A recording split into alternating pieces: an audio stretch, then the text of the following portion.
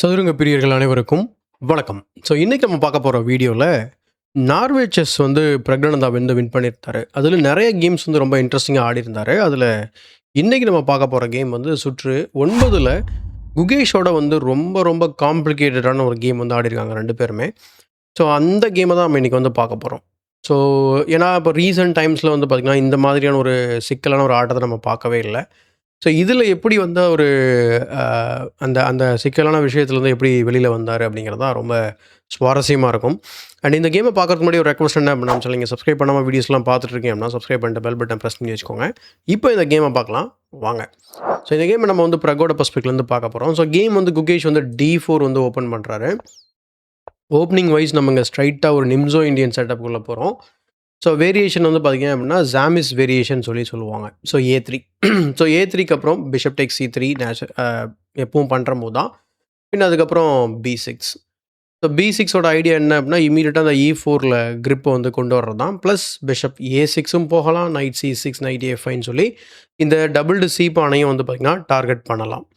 So அதுக்காக தான் இந்த மூவ் வந்து விளையாடுறாங்க. ஸோ F3யோட ஐடியா என்ன அப்படின்னா பிஷப் B6 B7 வந்துட்டு E4 வந்து கண்ட்ரோல் பண்ணும் சொல்லிட்டு இருந்தோம் இல்லையா?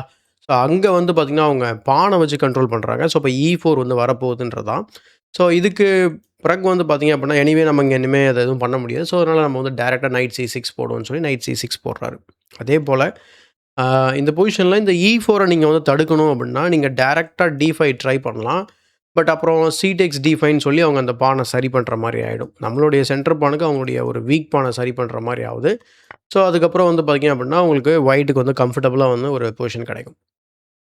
அதனால் நைட் C6 விளையாடுறாரு. அதுக்கப்புறம் E4 எனிவே. அதுக்கப்புறம் நைட் A5.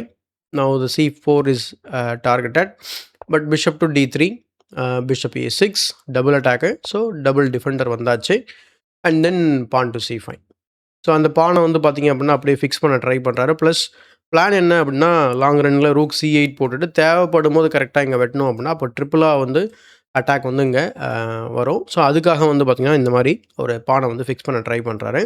அண்ட் அதே போல் இங்கே நீங்கள் இப்படி வெட்டுறதுனால எந்த ஒரு பிரயோஜனமும் இருக்காது. ஏன் அப்படின்னா இந்த இடத்துல நைட் B3 ரொம்ப ஸ்ட்ராங்கான மூவாக இருக்கும். Rook B1 and then knight takes C5. Idea என்ன அப்படின்னா இப்போ பிஷப் அட்டாக் பண்ணிகிட்ருக்கோம்.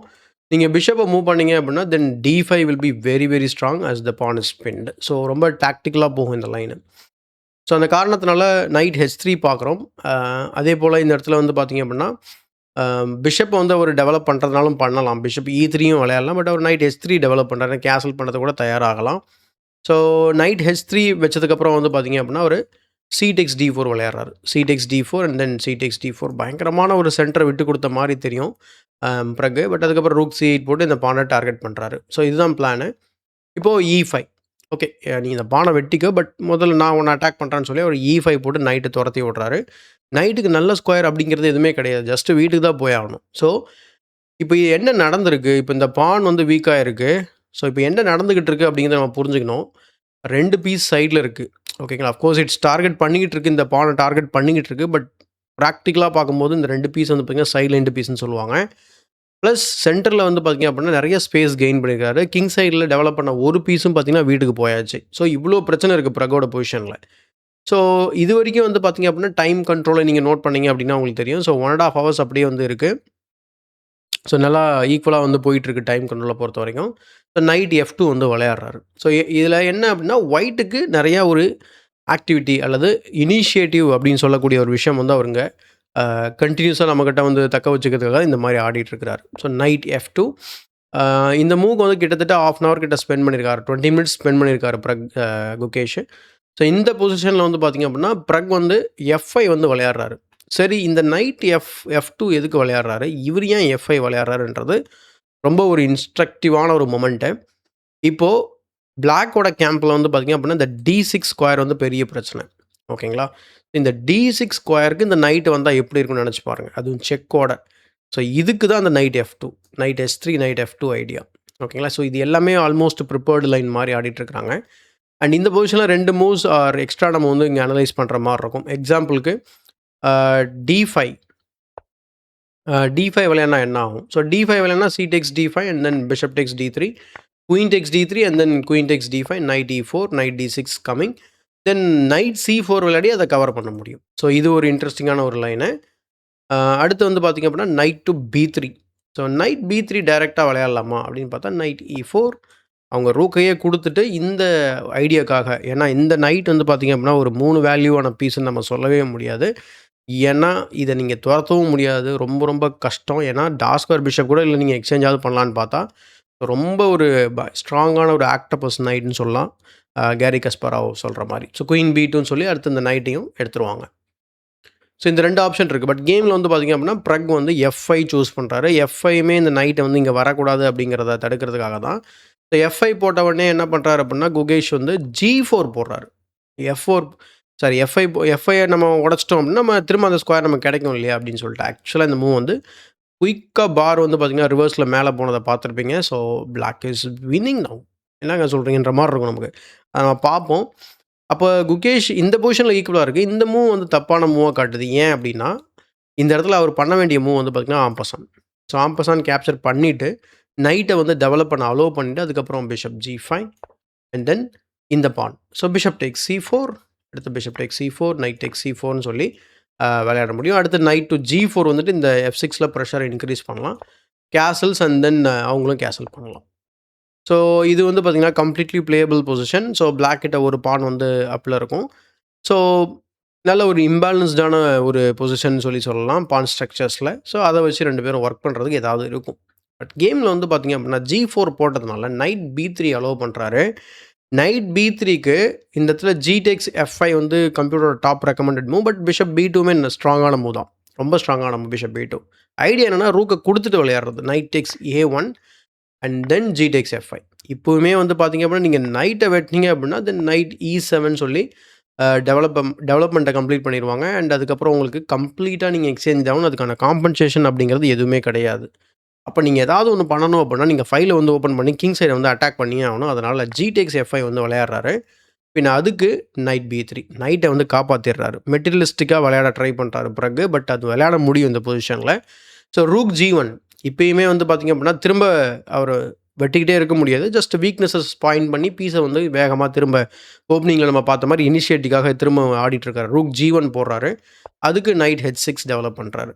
ஸோ இங்க வரைக்கும் வந்து பார்த்தீங்கன்னா, black was winning. But knight H6க்கு அப்புறம் பார்த்தீங்கன்னா, கேம் வந்து கிட்டத்தட்ட ஈக்குவல் ஆயிடுச்சு.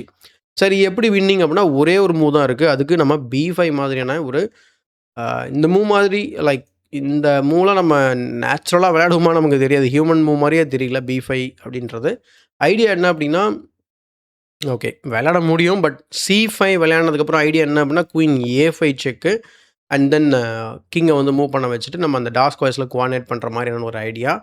அல்லது C டேக்ஸ் B5 அடிச்சுட்டாங்க அப்படின்னா, திரும்ப நம்ம என்ன பண்ணலாம் அப்படின்னா, இந்த ரூக்கோட ஃபைல் வந்து ஓப்பன் ஆயிடுச்சு. ஸோ நைட் C1 போட்டு இந்த மாதிரி கலாய்க்கலாம் நம்ம. அப்படி பண்ணும்போது வந்து பார்த்தீங்கன்னா, ஒரு லைக் குயின மூவ் பண்ணி ஆகணும். ஸோ குயின வந்து மூவ் பண்றாங்க அப்படின்னா, then knight takes D3 check, queen takes D3 and then queen A5 செக்குக்கு அப்புறம் வந்து பார்த்தீங்கன்னா, கிங்க வந்து லைக் D1க்கு போனோம் அப்படின்னா, தென் பிஷப் டேக்ஸ் B5 இருக்கு. அல்லது நீங்க வந்து குயின் டூ D2 வச்சு பிளாக் பண்ணணும் அப்படின்னா, தென் குயின வச்சு நம்ம ட்ரேட் முடிச்சுட்டு, அதுக்கப்புறமா நம்ம என்ன பண்ணலாம் அப்படின்னா, பிஷப் வந்து இங்க வெட்டுறதா வெட்டிக்கலாம் பான. Bishop tax B5. ஸோ இது வந்து நான் ஏற்கனவே சொன்ன மாரி ரொம்ப ரொம்ப காம்ப்ளிகேட்டடான கேம். ஸோ இந்த மாரி நெறைய கம்ப்யூட்டரோட ரெக்கமெண்டேஷன்ல இருக்கக்கூடிய டாப் மூவ் விளையாடினா தான் வின்னிங் அப்படிங்கிற மாரி இருக்கும். அது நெறைய இடத்துல 2 பேருமே வந்து மிஸ் பண்ணுவாங்க. So night H6 and then F6. So இதுதான் ஐடியா. ஏன்னா இந்த பொசிஷன்ல நைட் டெவலப் பண்ண உடனே நீங்க மாட்டு போய் கேப்சர் பண்ணோம் அப்படின்னா, then rook G8 is there. And rook takes H7னா ரூக் G1 செக் வந்து ரொம்ப ஸ்ட்ராங். அதனால F6 பொசிஷன வந்து ஓப்பன் பண்றதுக்கான ஐடியா. ஸோ G-F6க்கு அப்புறம் நைட் E4 அந்த அவரோட ட்ரீம் மூவ் மாரி இருந்தது. ரொம்ப நேரமா ட்ரை பண்ணிட்டே இருந்தாரு. அந்த நைட் E4 கிடைச்சிருச்சு. அதுக்கு அவர் வந்து பான நெறையா குடுக்குறாரு. ஸோ F&D E5 ஆக்டிவிட்டிக்காக திரும்ப. ஸோ நைட் D6 செக்கு, அதுக்கப்புறம் கிங் F8 அதுக்கப்புறம் குயினால வந்து வெட்டுறாரு. ஏன்னா, இந்த பொசிஷன் நீங்க வந்து பானால வெட்டுனீங்க அப்படின்னா, தென் குயின் H4 செக் வந்து பார்த்தீங்கன்னா, ரொம்ப ஸ்ட்ராங் ஆயிடும். ஸோ பொசிஷன்ல இருக்கக்கூடிய எல்லா பிரச்சனையும் தப்பிச்சுருவாரு. பிளஸ் நைட்டுக்கும் பாதுகாப்பு வந்துரும். ஸோ அதனால அவர் என்ன செய்றாரு அப்படின்னா, குயின் டேக்ஸ் E5 போட்டு ரூக் மேல டைம் கெயின் பண்றாரு. அப்படி பண்ணதுக்கப்புறம் வந்து பார்த்தீங்கன்னா, குயின் H4 செக்கு. ஏன்னா, நீங்க டைரக்ட்டா ரூக்க மூவ் பண்ண முடியாது. ஸோ எக்ஸாம்பிள் நீங்க ரூக் G8 போட்டீங்க அப்படின்னா, தென் குயின் F4 செக்கு இந்த நைட்டை வந்து அட்டாக் பண்ணுற மாதிரி வரும். ஸோ அப்போ நம்ம நைட்டை வச்சு பிளாக் பண்ணுற மாதிரி இருந்தது. லைக் நைட் F1னா குயின் F7ல வந்து செக்மேட் பண்ணிடலாம். ஸோ இதுதான் இந்த பொசிஷனில் இருக்கக்கூடிய பிரச்சனை. ஸோ சிம்பிளாக வந்து நைட்டோட சப்போர்ட்டில் குயின் டேக்ஸ் F7 இருக்குது. அப்போ நைட் நம்ம F5ல தான் வைக்க முடியும். ஸோ நைட் F5ல வச்சோம் அப்படின்னா திரும்பவும் வந்து பார்த்திங்கன்னா நிறைய மெட்டீரியல் டவுன் ஆக்சுவலாக பிளாக்கு. ஆனாலும் வந்து ஒயிட் வந்து நிறைய மெட்டீரியல் டவுன். ஆனால் ஆக்டிவிட்டி வந்து நிறைய இருக்குது அவருக்கு. ஸோ அதனால் பட் குயின் H4 செக் வந்து வைக்கிறோம். ஸோ பிறகு வந்து குயின் H4 செக் வைக்கிறாரு. அதுக்கு king D1 and then rook to G8. So rook trade பண்ணுறாரு. ஏன்னா அவர்கிட்ட மெட்டீரியல் அதிகமாக இருக்குது. ஸோ அதனால் ரூக் ட்ரேட் பண்ணுறது ரொம்ப லாஜிக்கலான ஒரு விஷயம். ஸோ ரூக் டேக்ஸ் G8 அடுத்து நைட் டேக்ஸ் G8. அதே போல் இந்த பொசிஷன்லையுமே நீங்கள் கேஷுவலாக நம்ம வந்து கிங்கை கார்னர் பண்ணுறோம், நம்ம வந்து சேஃப்டி பண்ணுறோன்ட்டு நம்ம கிங்கால் வெட்டணும் அப்படின்னா தென் பிளாக் இஸ் லூசிங். ஏன் அப்படின்னா பான் டு D5. ஸோ நம்மளுடைய லாஸ்ட் ஸ்கொயர் பிஷப் வந்து பார்த்திங்கன்னா தானே வந்து பார்த்திங்கன்னா உயிர் கொடுத்துக்கும். ஸோ இந்த மாதிரி D5 வந்துட்டு கதையை முடிச்சு விட்ரும். அதனால் நைட் டேக்ஸ் G8 போகிறாரு. அடுத்து நைட் டேக்ஸ் C8, அடுத்து bishop takes C8. So bishop takes C8க்கு அப்புறம் இப்போது நீங்கள் கிளியராக பார்த்தீங்க அப்படின்னா அவர்கிட்ட 2 பிஷப் இருக்குது. நம்மக்கிட்ட 2 நைட் இருக்குது. ஆனால் ஒரு பீஸ் எக்ஸ்ட்ரா இருக்குது. ஓகேங்களா? ஸோ இப்போது ஒரு பீஸ் வந்து டவுன் ஆகுது. ஏன்னா எக்ஸ்சேஞ்ச் டவுன் முதல்ல ரூக் அப்பில் இருந்தார். அப்புறம் எக்ஸ்சேஞ்சு இப்போ வந்து எடுத்ததுனால இப்போ வந்து அவர் வந்து ஒரு பீஸ் டவுன் அப்படிங்கிற மாதிரியான ஒரு சுச்சுவேஷனுக்கு போயிருக்காரு. King C2, knight A5, pawn to D5. So threatening checkmate or ஒரு அட்டாக் ஆர் அட்லீஸ்ட் நைட்டை கெயின் பண்ணலாம் if black is not careful. Example சும்மா இந்த மாதிரி மூவ் பண்ணோம் அப்படின்னா then queen G7 is very very strong. King E8 and then queen takes G8 check. And then நம்ம இங்கே போவோம். King E7 and then queen G7 check. கிங்கை நம்ம திரும்ப D8 ஃபோர்ஸ் பண்ணலாம். அதுக்கப்புறம் bishop F6 check will win the queen. So இந்த காரணத்தினால தான் இந்த இடத்துல வந்து பார்த்திங்கன்னா queen H6 is the only move. அல்லது குயின் F2 செக்கும் கொடுக்கலாம். பட் ரொம்ப ஏன்னா குயின் நீங்கள் தூரமாக கொண்டு போகக்கூடாது. ஸோ குயினை வந்து கிங் சைடில் கொண்டு வச்சு டிஃபெண்ட் பண்ணிட்டோம் அப்படின்னா மெட்டீரியல் நம்மகிட்ட காப்பாற்றிடும் கேமை. ஸோ அதனால் அந்த மாதிரி பண்ணுறாரு. King B1 first and last mistake அப்படின்னு சொல்லலாம். என்னென்னா இது வரைக்குமே வந்து ஓகே குகேஷ் வந்து அதாவது செகண்ட் மிஸ்டேக் இது. ஏன்னா G4 நம்ம வந்து பார்த்துருந்தோம். பட் இப்போ கிங் B1னால் வந்து பார்த்திங்கன்னா இது லூசிங் மூவ்னு காமிக்குது. இந்த இடத்துல வந்து பெஸ்ட் சாய்ஸ் அப்படிங்கிறத பார்த்தீங்க அப்படின்னா பிஷப் C1 ஜஸ்ட் குயினை வந்து அட்டாக் பண்ணுங்கள். அவ்வளோ பிஷப் C3 வாங்க, ஜஸ்ட் நைட் அட்டாக் பண்ணுங்கள், திரும்ப இந்த டயகனல் வாங்க. ஸோ ஆக்டிவிட்டிக்காக விளையாடலான்றது தான் திரும்ப. பட் கிங் B1 வந்து பார்த்திங்க அப்படின்னா இங்கே பொசிஷனை வந்து கம்ப்ளீட்டாக ஃப்ரீ பண்ணுற மாதிரி ஒரு மூவ் கிடைக்குது. அதுதான் இந்த E takes D5. So E takes D5க்கு C takes D5 வந்து விளையாடுறாரு. அதுக்கப்புறம் சிம்பிளாக D6 குயினோட சப்போர்ட்டில் ப்ளஸ் ஃபைனலாக வந்து பிஷப்போட ஐஸ் வந்து ஓப்பன் பண்ணிடுறாரு. ஸோ குயின் டு G3 போனதுக்கப்புறம் நைட் B7 அண்ட் தென் பொசிஷனை கம்ப்ளீட்டாக கன்சாலிடேட் பண்ணதுனால இப்போது எக்ஸ்ட்ரா இருக்கிற மெட்டீரியல் வந்து பார்த்திங்கன்னா இப்போ எக்ஸ்ட்ரா தான் இருக்குது. அதனால் ஒன்றுமே பண்ண முடியாது இனிமேல். So bishop C1 queen G7 trade பண்ணலாமா கேட்குறாரு. ஏன்னா அவர்கிட்ட மெட்டீரியல் அதிகமாக இருக்குது. ட்ரேட் பண்ணுற சுச்சுவேஷனில் குகேஷ் கிடையாது. அதனால் குயின் H4ல் வைக்கிறாரு. குயின் F7 அதுக்கப்புறம் பிஷப் A6 வைக்கிறாரு. அதுக்கப்புறம் குயின் செக்கு. கிங் A2 வந்ததுக்கப்புறம் குயின் டேக்ஸ் D5 செக்கோட ஃபால் ஆகுது. பிஷப் வச்சு பிளாக் பண்ணாலும் குயின் F5க்கு அப்புறம் வந்து பார்த்திங்கன்னா இந்த பொசிஷனில் 35வது மூவில் வந்து பார்த்திங்கன்னா குகேஷ் வந்து ரிசைன் பண்ணிடுறாரு. சரிங்க, ஏன் இதை ரிசைன் பண்ணணும்? ரொம்ப சிம்பிள். இப்போ நீங்கள் என்ன மூவ் விளையாடுவீங்கன்றது தான் அடுத்த கொஷின். ஸோ இப்போ நம்ம வந்து குயினை வந்து F5ல வச்சுருக்கோம். எதுக்காக F5ல வச்சுருக்கோம் அப்படின்னா பிஷப்பை டெவலப் பண்ணி ட்ரேட் பண்ண போகிறோம். ஸோ இப்படி ட்ரேட் நம்ம என்ன சொல்கிறது கான்ஸ்டண்ட்டாக வந்து பண்ணும்போது வந்து பார்த்திங்கனாக்கா ஸோ மீதி என்ன இருக்கும், என்ன மாதிரி என் கேம் வரும்ன்றது உங்களுக்கு கிளியராக தெரியும். ஸோ எக்ஸாம்பிள் நீங்கள் வந்து இப்போ கிங்கை வந்து நீங்கள் அன்பின் பண்ணுறீங்கன்னா எங்கே அன்பின் பண்ணுவீங்க? இப்போ நீங்கள் டார்க் ஸ்கொயர் போனீங்க, இப்போ கிங் B3 வந்தீங்க அப்படின்னா then queen B1 check will win the piece. அப்படி இல்லைனா நீங்கள் பிஷப்பால் பிளாக் பண்ணீங்க அப்படின்னா தென் நைட் A5 செக் இருக்குது 4க்கு. சரி, நீங்கள் பிஷப்பை எந்த பிஷப்பை காப்பாற்ற போகிறீங்கன்றது உங்கள் கையில் தான் இருக்குது. ஸோ ரொம்ப சிம்பிளான மூவ்ஸ் கூட நமக்கு வந்து பிரச்சனை தான் முடியும். இல்லை நான் வந்து கிங்கை வந்து டார்க் ஸ்கொயர் கொண்டு போகிறேன் அப்படின்னா then pawn to D5 will be very strong. So பிஷப்போட ஐஸ் க்ளோஸ் பண்ணுறோம். அடுத்து வந்து பார்த்திங்க அப்படின்னா எனக்கு தெரிஞ்ச இந்த பொசிஷனில் அது கூட பண்ண தேவையில்ல. குயின் F6 செக் ரொம்ப சிம்பிளான ஒரு check. And then queen trade and then knight takes F6. So this is completely lost. So ஒரு பீஸ் டவுன்ன்றத ஒரு சுச்சுவேஷனால் இந்த பொசிஷன் வந்து ரெக்கவரி ஆக முடியாதுன்றதை புரிஞ்சுக்கிட்டு தான் வந்து இங்கே குகேஷ் வந்து ரிசைன் பண்ணுறாரு. இது ரொம்ப முக்கியமான ஒரு வின் ஆக்சுவலாக பிறகுக்கு 9th ரவுண்டில். ஸோ இந்த ஒரு வின்னுமே வந்து பார்த்திங்கன்னா நார்வே செஸ்ஸை வந்து அவருக்கு வின் பண்ணுறதுக்கு இது ஒரு முக்கியமான பாயிண்ட்டாக இருந்தது. ஸோ இந்த கேமை பற்றி நீங்கள் என்ன நினைக்கிறீங்க அப்படிங்கிறத கமெண்ட் செக்ஷனில் பதிவு பண்ணுங்கள். அண்ட் இந்த வீடியோ பிடிச்சிருந்தா லைக் பண்ணுங்கள், மறக்காமல் மற்றவங்களுக்கு ஷேர் பண்ணுங்கள். நம்ம சேனலை இன்னும் சப்ஸ்கிரைப் பண்ணல அப்படின்னா சப்ஸ்கிரைப் பண்ணிட்டு பெல் பட்டனை ப்ரெஸ் பண்ணி வச்சுக்கோங்க. ஸோ இதே போல் ஒரு பயனுள்ள வீடியோவுடன் உங்களை சந்திக்கும் வரை உங்களிடம் இந்த விடைபெறுவது உங்கள் சதுரங்க சாணக்கியன்.